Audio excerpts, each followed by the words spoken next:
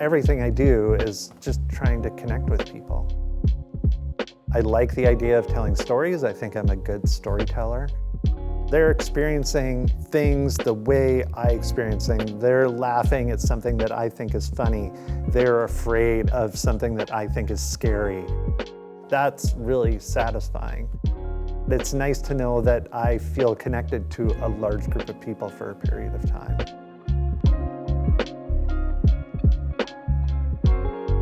So I'm always writing, and yes, I love doing it, and I can't imagine doing anything else, but art is exhaustive.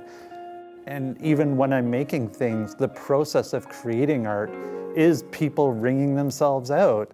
It's exhausting, and after the last thing I did, I needed a month to just recover, and so there's depression and anxiety and all sorts of other stuff that emerges out of my own disability and neurodivergence. And particularly for me, because ADHD is characterized by very low dopamine. I get this big spike in dopamine, and then it gets depleted really quickly. So then I go into a period of time where I have very little to no dopamine.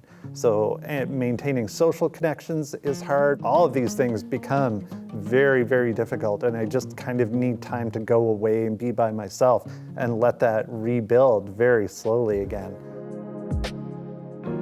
People love art, and we love artists that produce things, and sometimes we refer to them as quirky or odd or eccentric. And I think what we're starting to learn is that behind many of these things are disabilities, whether that's neurodivergence, whether that's mental health. And so we like that these people are bringing their lived experience and bringing their lives into their art to create things that inspire and compel us. But I don't often hear people saying, well, what was the cost of doing that to you?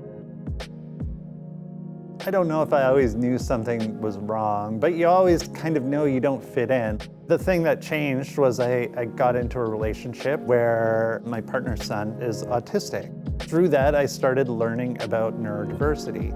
And then I started thinking about neurodiversity, and I started realizing, okay, well, this is different, and there are just different ways of thinking. And so I started to pick up on that. So then when I got my diagnosis, I kind of went hard, and I said, okay, well, what does that mean? It's been hugely inspiring, because now I can understand this is why these things happen. This is why my brain is adapting in this way. That's the power of a diagnosis. You can stop saying you're wrong or you're stupid or you're too pushy. When you can take your personality out of it and realize that there are things happening that just make you move through the world in a different way, it's really empowering. And I also want to acknowledge those of us who are here, because when you experience disability, it's no small thing to get out of the house and go do a thing, particularly around other people. So I want to acknowledge and celebrate you. So that's why I do panels, that's why I'm doing this spotlight, that's why I'm doing everything I do, instead of just advocating for myself.